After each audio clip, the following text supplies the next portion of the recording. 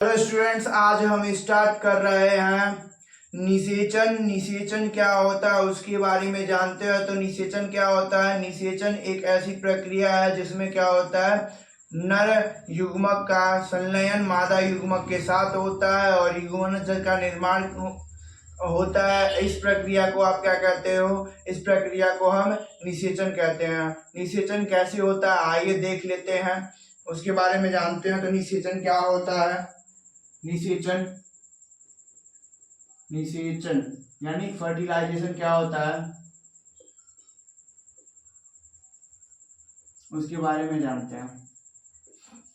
निषेचन क्या होता है? यह एक ऐसी प्रक्रिया है जिसमें नर युग्मक का मादा युग्मक के साथ संलयन होता है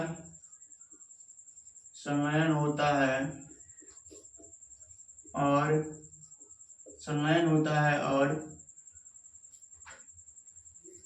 युग्मनज का निर्माण होता है। किसका? युग्मनज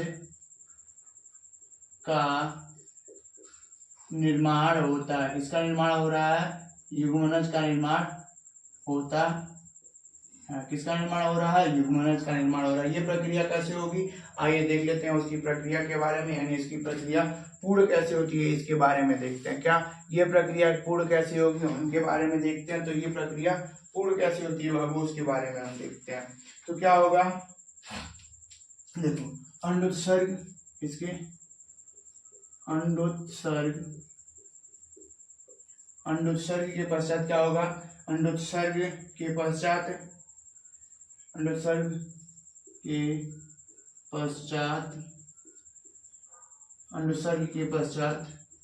परिपक्व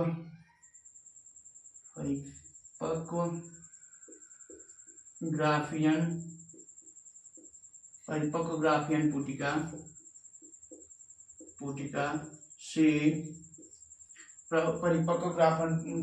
पुटिका से किससे? परिपक्व ग्राफियन पुटिका से एक द्वितीयक अंड कोशिका या अंडाणु बोल सकते हो आप, द्वितीयक अंडाणु का स्राव होता है मतलब निकलता है, स्राव होता है। इसका स्राव हो रहा है तो एक द्वितीयक अंडाणु कोशिका का क्या हो रहा है? स्राव हो रहा है। किसका स्राव हो रहा है? द्वितीयक अंडाणु कोशिका का स्राव हो रहा है, या आप बोल सकते हो स्राव हो रहा है, होता है, या मुक्त होती है। मुक्त होकर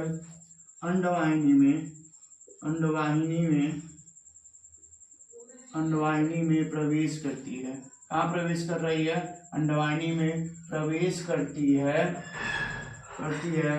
तथा एम्पुला भाग यानी तुम्बिका भाग में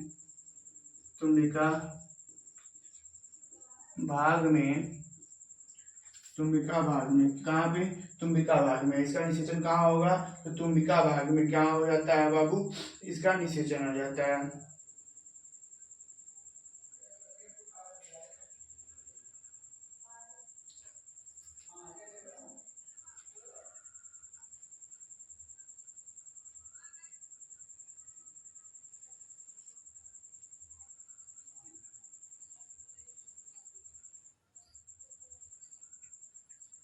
का निषेचन हो रहा है तुम्बिका भाग में, इसका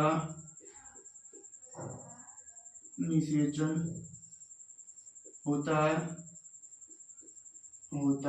कहाँ पे हो रहा है बाबू? तो तुम्बिका भाग में इसका निषेचन हो रहा है। किसका हो रहा है? द्वितीयक अंडाणु का स्राव होता है। ये द्वितीयक अंडाणु का क्या हो जाएगा? स्राव हो जाएगा। द्वितीयक अंडाणु का स्राव होगा तो इसका निषेचन होगा। निषेचन के तुरंत पश्चात क्या होता है? निषेचन के तुरंत पश्चात ये किस में बदल जाता है? अंडाणु कोशिकाओं में, और छोटी सी ध्रुवीय कोशिका में क्या हो जाता है? इसका परिवर्तन हो जाता है या ये क्या हो जाती है, परिवर्तित हो जाती है। कौन? ये द्वितीयक अंडाणु कोशिका। कौन? द्वितीयक अंडाणु कोशिका। द्वितीयक अंडाणु कोशिका किसमें परिवर्तित हो जाती है? तो इसमें परिवर्तित आप बोल सकते हो इसका निषेचन होता है। शुक्राणु का एक्रोसोम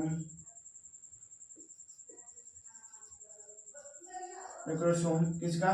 शुक्राणु का एक्रोसोम क्या कर लेता है बाबू? एक्रोसोम मेम्ब्रेन क्या हो जाता है? क्षतिग्रस्त हो जाता है। आप बोल सकते हो क्या हो जाता है? एक्रोसोम अस्तर जो होता है, एक्रोसोम अस्तर क्या हो जाता है? फट जाता है, विघटित हो जाता है। क्या हो जाता है? विघटित हो जाता है। अंडाणु यानी आप अंडाणु ना कर करके आप बोल सकते हैं कि द्वितीयक अंडाणु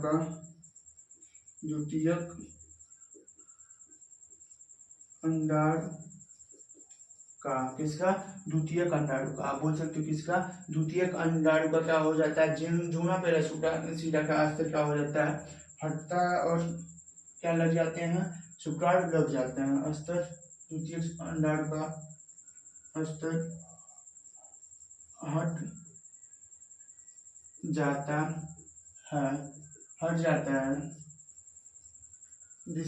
जिसके फलस्वरूप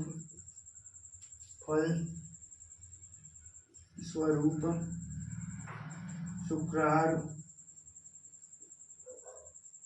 अंडाणु से चिपक जाता है। क्या हो जाता है? चिपक जाता है। किससे चिपक जा रहा है बाबू? तो अंडाणु से।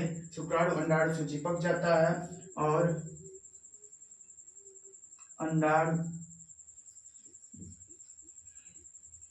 कुछ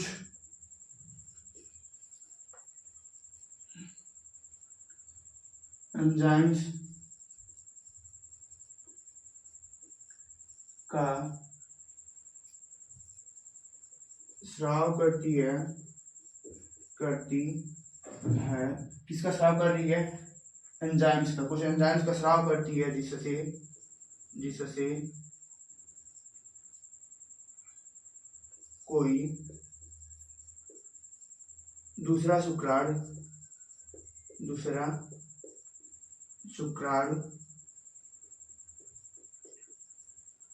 अंड कोशिका या आप बोल सकते हो अंडाणु में प्रवेश अंड कोशिका या अंडाणु में प्रवेश नहीं कर पाते हैं। क्या नहीं कर पाते हैं? अंडाणु में प्रवेश नहीं कर पाते हैं। यानी आप बोल सकते हो कोई अन्य शुक्राणु अंडाणु में प्रवेश नहीं कर पाते हैं और अंडाणु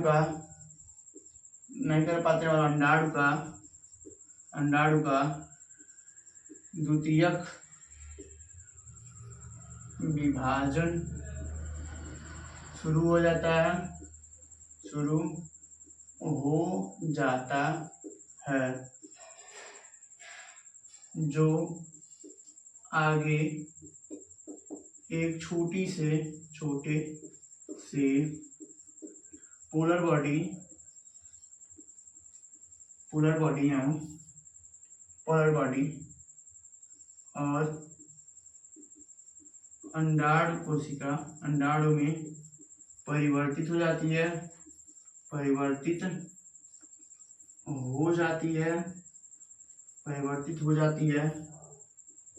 किसमें परिवर्तित हो जाती है? पोलर में और अंडाणु में, जिनमें आगे जिनसे बोल सकते हो आप, जिनसे आगे युग्मनज यानी जाइगोट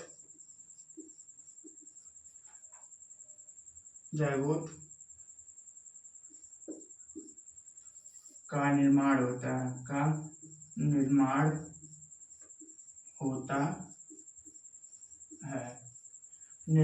है और ये गुणसूत्र क्या करेगा? गुणसूत्र का निर्माण होगा और गुणसूत्र आगे युग्मनज का निर्माण होगा, सॉरी, इसका युग्मनज का निर्माण हो रहा है और ये आगे युग्मनज का में विभाजन होकर के क्या हो जाएगा, भ्रूण का निर्माण हो जाएगा। क्या हो जाएगा, भ्रूण का निर्माण हो जाएगा। आइए आगे देख लेते हैं, क्या के निर्धारण के बारे में जान लेते हैं। तो आप जानते हैं, गुणसूत्र के निर्धारण के बारे में जानेंगे तो आप जानते हैं कि मैक्सिमम यानी आप बोल सकते हो 100% क्या होता है, फीमेल्स में X22 pair 22 plus X chromosome होते हैं। यानी आप बोल सकते हो 100% क्या होते हैं, 100% X क्रोमोसोम होते हैं। कौन से क्रोमोसोम, यानी आप बोल सकते हो गुणसूत्र 100% X गुणसूत्र होते हैं।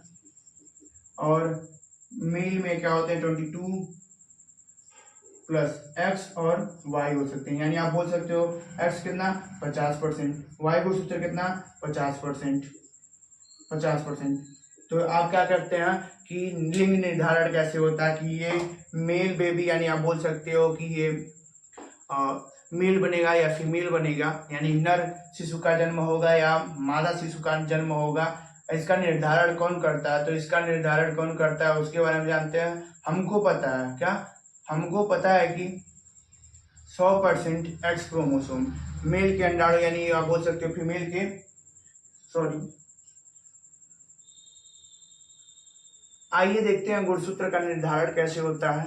यानी आप बोल सकते हो मेल बेबी यानी नर शिशु या मादा शिशु का निर्धारण कैसे होता है, उनके बारे में जानते हैं।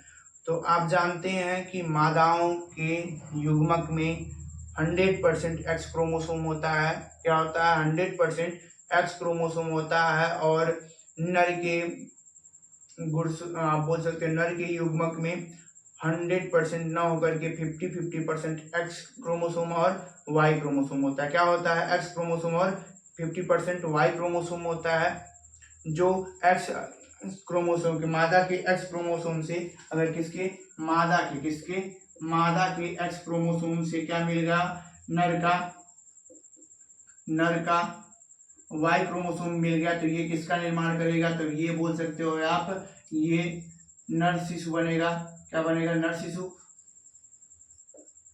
अगर मादा का X क्रोमोसोम यानी X गुणसूत्र नर के किससे मिल गया, नर के X गुणसूत्र से मिल गया तो ये क्या बनेगा, तो आप बोल सकते हैं ये क्या बनेगा, मादा शिशु बनेगा। क्या बनेगा, मादा शिशु का विकास होगा। इसका विकास नर शिशु का किससे होगा, मादा के X क्रोमोसोम से। नर का Y क्रोमोसोम अगर मिल रहा है तो नर शिशु का जन्म होता है, या मादा के X क्रोमोसोम से नर का X क्रोमोसोम मिलता है तो किसका जन्म होता है, मादा शिशु का जन्म होता है। किसका जन्म होता है, मादा शिशु का जन्म होता है।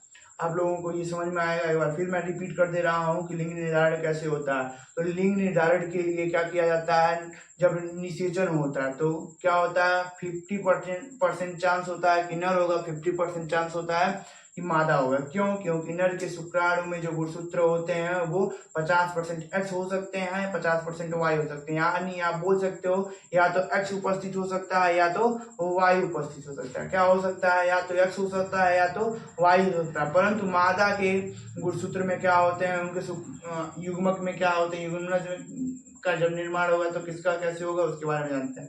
तो मादा के युग्मक में 100% क्या होते हैं, X होता है।